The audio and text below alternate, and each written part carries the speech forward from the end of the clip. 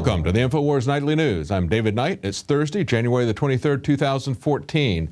Now, our top story tonight is a reminder from the Syrian Electronic Army that CNN has been serving as nothing more than a propaganda arm for the Obama administration in this buildup for war in Syria. They took over their Twitter feed and they put out some interesting tweets. Said Obama bin Laden, the Lord of Terror, is brewing lies that the Syrian state controls Al-Qaeda. He says, don't forget, Al-Qaeda is Al-Qaeda, funded, armed, and controlled. And of course, that's exactly what Paul Joseph Watson was talking about in his article on Infowars today, that Al-Qaeda is the best enemy that money can buy. He points out that recent reports that Al-Qaeda militants have taken over parts of Iraq serve as a stark reminder that the U.S. has for decades played a crucial role, both directly and indirectly, aiding the spread of terrorists around the Middle East and North Africa as a Machiavellian tool of neo-colonialism, creating enemies as we need them. He says the reemergence of Al-Qaeda in Iraq emphasizes how the U.S.'s near 9-year occupation of the country, during which hundreds of thousands of Iraqis, along with thousands of U.S. troops, were killed, was a colossal failure. And we've had congressmen, we've had Ted Cruz, as well as Dennis Kucinich talk about how we don't want to be Al-Qaeda's Air Force. It's not a secret, even though the people who are reporting this CNN hack of the hack of the CNN Twitter feed, even though they're scoffing at people calling Al-Qaeda Obama's army and talking about how he's a lord of terror, that's exactly what has been happening. And it's no secret. Both Democrats and Republicans have been saying this. It's no longer anything that they're even trying to hide. And he points out here, this goes all the way back to 9/11. He points out at the bottom of the article, he says, barely weeks before 9/11, former members of Al-Qaeda, who subsequently joined the Kosovo Liberation Army, were airlifted out of Macedonia by U.S. paratroopers, and as FBI translator Sibel Edmonds had revealed, the U.S. maintained intimate relations with bin Laden all the way until the day of September 11th. Now, it's not just war in the Middle East that we're concerned about and that we're tracking here. There's also a buildup of war in the Far East. We see a Harvard professor speaking in China. He's an expert on China. And he said that he's warning of a devastating China-Japan war. On the radio show today, Alex Jones talked to historian Margaret Macmillan about current parallels to events that led up to World War I. Thank you so much for coming on, Professor. And I want to get into the report I saw at the London Independent. Is it 1914 all over again? We are in danger of repeating the mistakes that started World War I, says a leading historian. So thanks for coming on and tell us about the parallels and your concern. Well, there's some things that concern me. I mean, I don't think history ever repeats itself. I think we get similarities, but the conditions are so different. I mean, the 21st century is very different from 100 years ago. But I think what is concerning is we seem to have nationalist rivalries between countries. You have a rivalry developing, as you were mentioning earlier on, in the South China Seas, which has the potential for sparking off further tensions and conflicts. You have international ideologies. In the years before 1914, there were international ideologies of anarchists, for example. Today you have international ideologies, of religious ideologies or ultra-religious ideologies. So I think we live in a slightly turbulent time. We have globalization. Both ages are very globalized, and I think you have people worried about the impact of globalization, perhaps turning to their homes and feeling rather defensive. So I think that there are similarities. I mean, I don't think we're bound to end up in the same way they did in 1914, but you always have to be careful. I forget the exact quote, but basically history doesn't repeat, but it kind of rhymes. Who was it said that? Mark Twain. Mark Twain. And humans act the same, even though we have almost godlike weapons and technology now, would be godlike, you know, to the ancients, Professor. But if you look at global crises, currency devaluations, armies lining up on borders, groups not compromising, really, I see the West driving conflict, and I'm obviously not a fan of what Russia and China do. I'm an American, and I'm a Westerner. But at the same time, I really see the West as filling the shoes of the villain in many respects compared to our position in the past. What's your take on that? Well, I think human nature doesn't really change that much. I mean, I think we like to think we're a lot more sophisticated than the caveman. I'm not sure we are. I mean, I think we're still driven, at least in part, by emotions and fears. And I think what's really dangerous is when people lack, or nations lack, the ability to see things from the other person's point of view. And so what nations do to defend themselves and what we do to defend ourselves as individuals, we may think we're just being defensive, we're just looking out for ourselves, but that may really look like aggression from the other side. And I think that's when it gets dangerous, when you fail to understand what the other person might be thinking. And I think what's also dangerous, and you see it with individuals and you see it with nations again, is when their pride gets involved and when their prestige gets involved. I mean, you know, I think an analogy is the members of gangs, who are, to me, rather like knights in the Middle Ages. They'd rather die than be dishonored. And so I think this is a perennial strain in human nature. Now, we've got a more sensible side, and I think we've got a more reasonable side, and we've got a side where we do reach out, we do try and understand each other. So, you know, I never like to think that history is going to repeat itself, but I think we should be warned, we should be careful about being too complacent. He said there's simmering anger in China that's highlighted by Japan's historical revisionism, which refuses to accept responsibility for the Second World War in their textbooks and schools. And he says, there's also the dispute over these islands. And then he also points out how the Japanese Prime Minister Shinzo Abe just recently visited a shrine in Tokyo honoring 14 war criminals who were subsequently executed for war crimes by the Allies. Now, of course, remember that waterboarding was one of those crimes for which we executed Japanese war criminals. But we brought over a lot of war criminals, both Nazi and Japanese war criminals, to the United States as part of Project Paperclip. And we're now seeing fallout from that from Army veterans who were then experimented on by these very same Nazis. And an article by Adon Salazar says the Army continues to cover up secret experimentation 65 years later. They've got a lawsuit that was filed 5 years ago, still dragging through the courts because the DOD and the U.S. Army are attempting to delay a court order that would force them to provide certain notice to Vietnamese veterans, disclosing the extent to which they'd been secretly used as test subjects for experimentation. Now, this lawsuit says that with the help of Nazi scientists recruited through Project Paperclip, the Army and the CIA used at least 7,800 veterans as human guinea pigs at the Edgewood Arsenal in Maryland alone. That's just at one site they used 7,800 people. And of course, these are experiments that are part of MK Ultra, Operation Bluebird, Pandora, Monarch, all these familiar terms. Anybody that knows anything about the history of the CIA, the dark history of the CIA, things that came out during the Church Committee hearings in the 1970s. And the lawsuit goes on to say that the U.S. government sought drugs to control human behavior, cause confusion, promote weakness or temporary loss of hearing and vision, and many other effects. Now, when we look at what the Japanese government did and what they're being criticized for by the Chinese, that they would build a monument to honor war criminals, what did the U.S. do? We built a bureaucracy so that they could continue with their criminal behavior, continue with their experimentation on other humans. But this time they were experimenting on American soldiers, college volunteers, and of course, prisoners that we have here in the United States, and we have more than any other country. But the experimentation continues. Now it's taking the form of another criminal bureaucracy, Homeland Security. And we see that Major League Baseball is playing ball with them, just like the NFL. Major League Baseball is preparing new DHS screening measures at all ballparks, writes Mikhail Thalen. He says that they just tested some of these last year, and the baseball representative is very excited. He says, we conducted testing of these measures at the All-Star Game and at both World Series venues last year, and we were pleased that it was effective and received without issue from the fans. That's right, they just passively went along with the new control techniques like good servants who've been confused and had their behavior modified. This is nothing but operant conditioning behavior, straight from Skinner.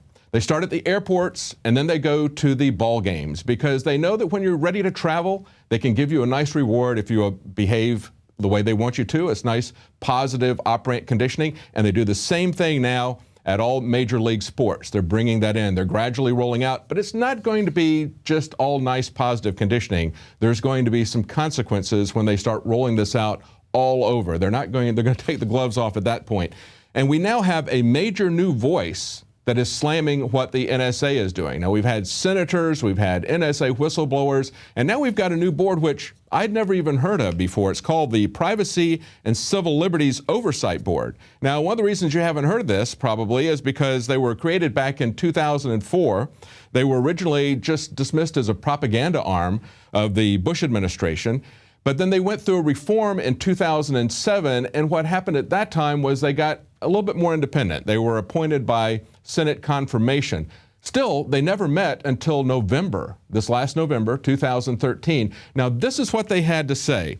They said only minimal benefits in counterterrorism efforts have come from the bulk collection of phone call records, that it's illegal and it should be shut down. And they say it lacks a viable legal foundation under Section 215. That's Section 215 of the Patriot Act. See, it's not even authorized under the Patriot Act, as bad as the Patriot Act is. But they go on, they say it implicates constitutional concerns under the First and Fourth Amendments, raises serious threats to privacy and civil liberties as a policy matter, and has shown only limited value. As a result, the board recommends that the government end the program. How about that? Same recommendation that we have about that. It's clear to everyone that it's a violation of the First and Fourth Amendment. You have to have a search warrant. You have to have cause. We've had whistleblowers who have gone to the mat, and yet we still have people like Bill Gates and others who are saying that we need to trade off our privacy for security. Well, you'll never have security if you don't have privacy and freedom.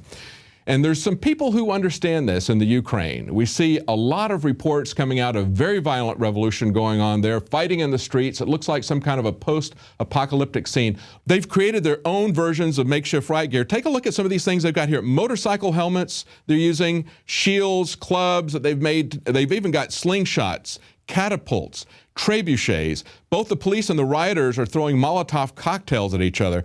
And we've had hundreds of people injured on both sides. We've had at least 5 protesters killed. One has been allegedly killed by a police sniper. This is amazing. Why do these people want to get into the EU so bad? Well, the answer is that they don't necessarily want to get into the EU as badly as they want to get away from Russia. 2 generations ago, they suffered from something called the Holodomor. Now, this was actually a Soviet genocide in the Ukraine. This was talked about by a man named Raphael Lemkin, who actually coined the term genocide. And he used Stalin's genocide against the Ukraine as a definition of what genocide was, a perfect example of it. And he said the Soviet genocide in the Ukraine followed a 4-pronged attack. Now, here's the 4 prongs that they did, and look and see if this sounds familiar to what's going on in America today. Number 1, they took out the intellectual leadership. Number 2, they co-opted the churches. They said, you either become loyal to the Russian government or we're going to shut you down. The third thing they did was they destroyed the food supply, and that was the main way that they killed most of the people, was with a horrific famine in the Ukraine. And the last thing he did was he fragmented the Ukrainian people by adding to the Ukraine other people from outside the area. This is exactly what we see happening here. And if we don't want to see these kind of post-apocalyptic pictures happening here, we need to do everything we can to keep these kinds of scenes from happening in the U.S. Now, if it happens here, it's going to be something called democide, where the government kills the people. It's not going to be directed at any particular ethnic group or nationality. It'll be against everyone. So we all need to join to make sure this doesn't happen. Now, right after the break, Leanne McAdoo has a special report about Disney's RFID and how they're going to use that to train your children to live in a police state. And Glenn Trolls, one of our new crew members here, who, if you might remember, went to California with Jakari Jackson and others. He lived in California for several years. He's going to tell us what his exposure there showed in his blood. Stay tuned. We'll be right back.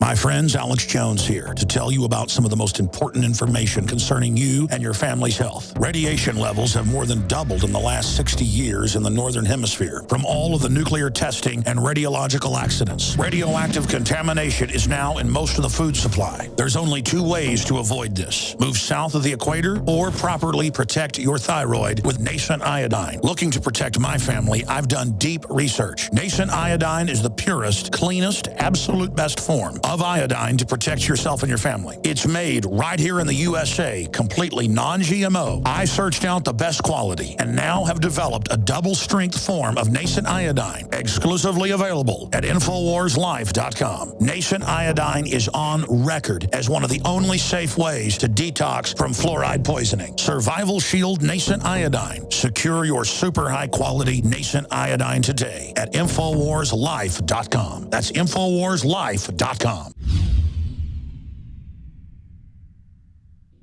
Introducing Pro One. All of your filtration in one system, portable, on the go. No more do you have 2 or 3 filters to just reduce sodium fluoride. You have a system that cuts out the sodium fluoride and up to 95% of hydrofluorosilicic acid. Advanced manufacturing technology combines silver-impregnated white ceramic with new Aquamedics advanced media for removal of fluoride and other heavy metals, all in one filter element. It is the only one that does it, and out of the gates, we have it discounted at 10% off with promo code WATER. This is the only system that in one unit helps reduce or remove pesticides, herbicides, chloramines, ammonia, and chlorine, hydrofluorosilicic acid, the most common form of fluoride not covered by other fluoride filter brands, and sodium hexafluorosilicate. Get your Pro Pure with the new Pro One filter today at InfoWarsStore.com or by calling 888-253-3139.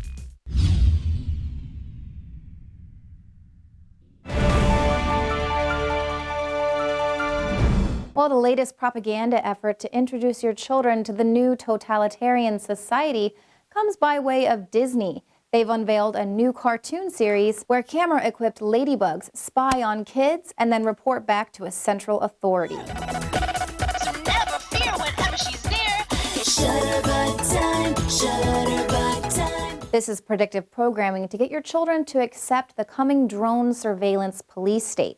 We warned you about this way back in 2007. DARPA researchers were figuring out how to inject computer chips into moth pupa and then hatching them into healthy cyborg moths. The hybrid insect microelectromechanical systems project aims to create literal shutterbugs, camera-toting insects whose nerves have grown into their internal silicone chip so that wranglers can control their activities. Unfortunately, the coming drones won't be friendly little ladybugs. They'll be swarms of killer suicide drones intent on killing anyone who doesn't surrender power to the state. Unobtrusive, pervasive, lethal, micro-air vehicles, enhancing the capabilities of the future warfighter. The U.S. Air Force is developing tiny unmanned drones that will fly in swarms, crawl like spiders, and even sneak up on unsuspecting targets and execute them with lethal precision. Disney's Shutterbug isn't the only cartoon that's out there acclimating your children to this dystopic future. The TSA's rolled out their own indoctrination cartoon, Stop, Screen, Go. The agency that was set up to purposely obstruct, harass, and train the American public will now condition your children to be compliant with their invasive pat-downs and wholly ineffective nude body scanners. And Disney's also showing that being perpetually tracked via biometrics is just part of another day at the happiest place on Earth. The CIA-connected company has moved beyond just fingerprint scanners at the front gate. Now they have the Magic Band RFID bracelet. It tracks you through your entire trip, working as a door key, a ticket, and a credit card. But most frightening, it creates an online profile for each family member that can be accessed by the costumed characters. So if you were concerned before about your kids talking to strangers, just wait till you find out that Mickey is actually a middle-aged man with no background check who now has access to their name and birth date.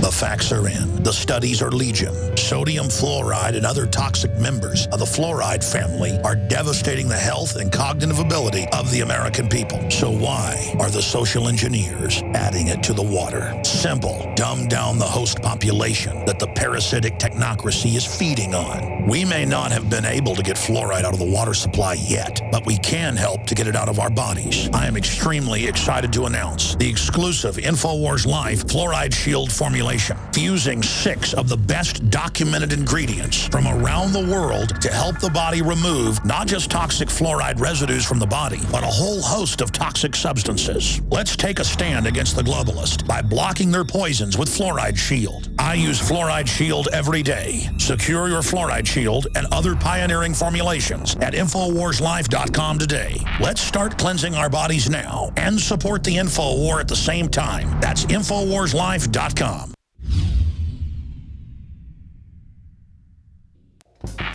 We're on the march. The empire's on the run. and the Infowars Army is standing strong. Wake up your family, friends, and neighbors and break the matrix at InfoWarsStore.com. Learn the truth and spread the message of liberty with the world's most comprehensive collection of books and documentary films. Maintain a healthy metabolism and energize your body to perform at peak health with Survival Shield Nascent Iodine.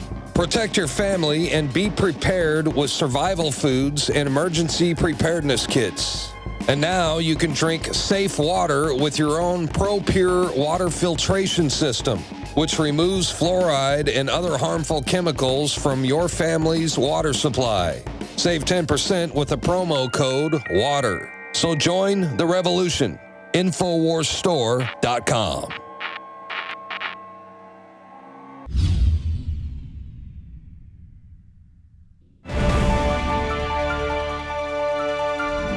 Welcome back. Now, joining us tonight is Glenn Trolls. He's a photojournalist, and he just recently joined us here at Infowars, fellow InfoWarrior, and he was telling us about some of his health challenges that he'd been through. And when we heard the story, we said, you've got to go on the air and tell other people about this because a lot of other people are facing similar things, and they need to know what's worked for you. So, Glenn, tell us a little bit about what happened with you. What was your condition? And you went to regular doctors for a while, and tell us what happened.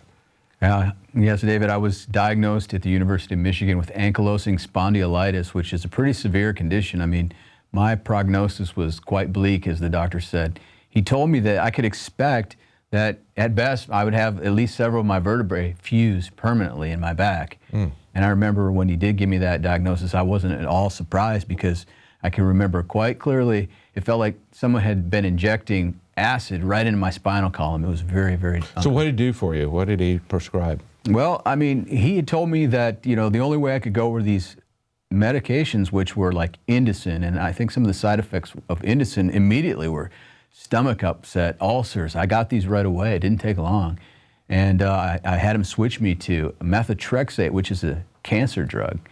And that drug was so strong that they had to reduce the dose and raise the dose. I was on all kinds of kidney and liver function tests, but I know some of these were really harsh drugs, and I was getting a lot of problems from them.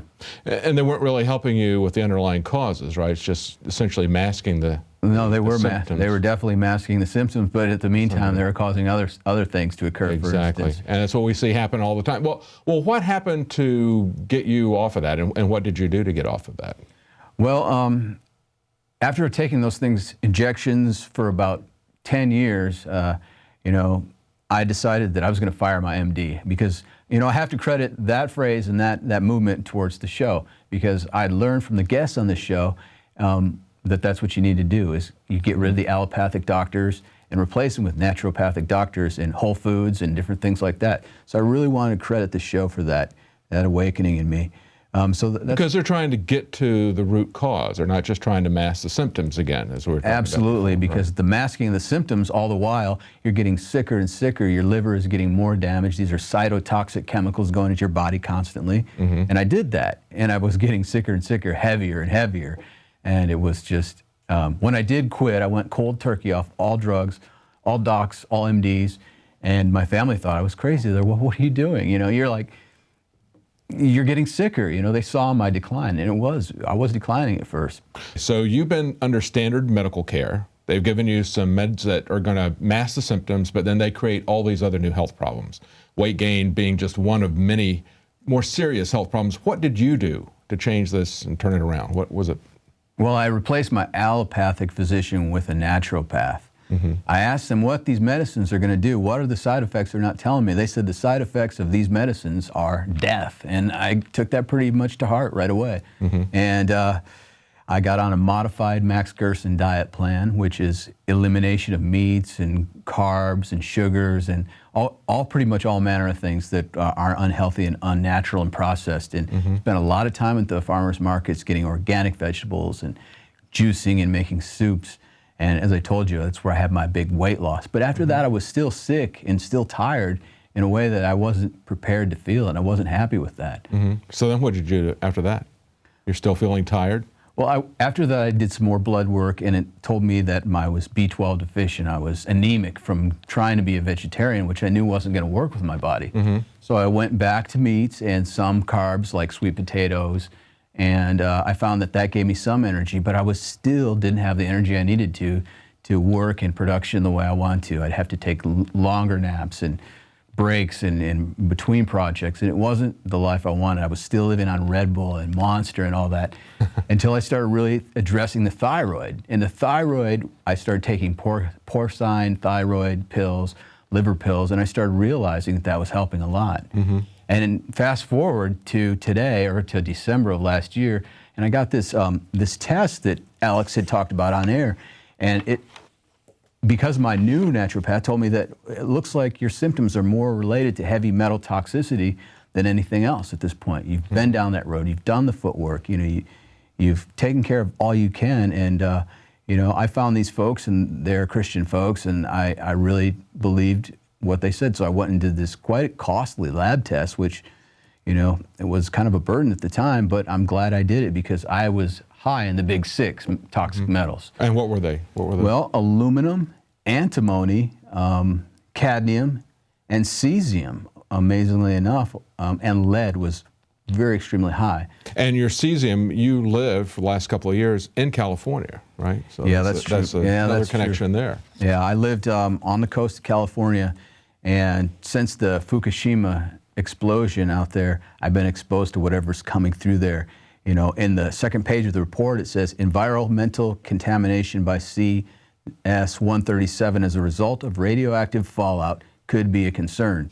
So I talked to my doctor, and he did tell me that you might have this from Fukushima, or you might have this from anything, but I want to caution anybody that thinks that if they don't live in California, they don't have cesium, because there's radon and there's other things in the earth. That's right. There's a lot, even if it's natural radiation. Ionizing radiation is still radiation. I mean, it's very different from what you're going to get with electromagnetic radiation, but people are still concerned, like you said, about radon. We saw the beach there in California where it was up away from the water. It was very, very high, and then it dropped as they went down the water. So it wasn't necessarily from Fukushima in that particular spot, but it was still elevated levels, and people don't walk around with a Geiger counter knowing what they're being exposed to. So most people don't know what level of radiation they're being exposed to unless they do some kind of a test like this. And maybe they should. Yeah. The doctor explained it to me like this. He said, imagine you're always going out with a credit card to the store, and you're buying and buying and buying. It's like you're putting these toxins in your body, and eventually your body can't take it anymore. You run out of your credit limit's up.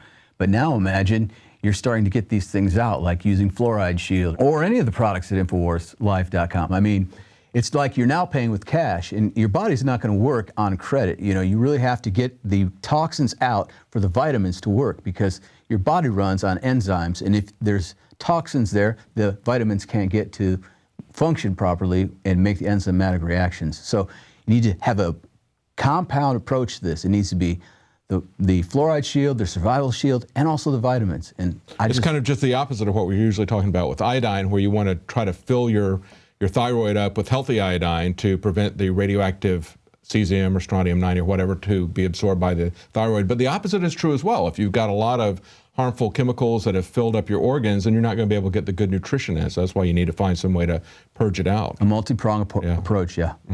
Okay, great. Well, thank you so much, Glenn. Hopefully that'll be of some help to people out there. Well, as Glenn pointed out to me when we were talking earlier, he said it's a long-term onset of these diseases, and it was a long-term cure. But, as he's pointed out, it's something that you can do. Take responsibility for your own life, for your own health. Educate yourself. Check out the products at InfoWarsLife.com. You'll find things there that can help you to purge toxins like Fluoride Shield, and also essential nutrients at InfoWarsHealth.com, where you'll find vitamins that are essential to good health. Well, that's it for tonight. We'll be back tomorrow at 7 Central, 8 p.m. Eastern.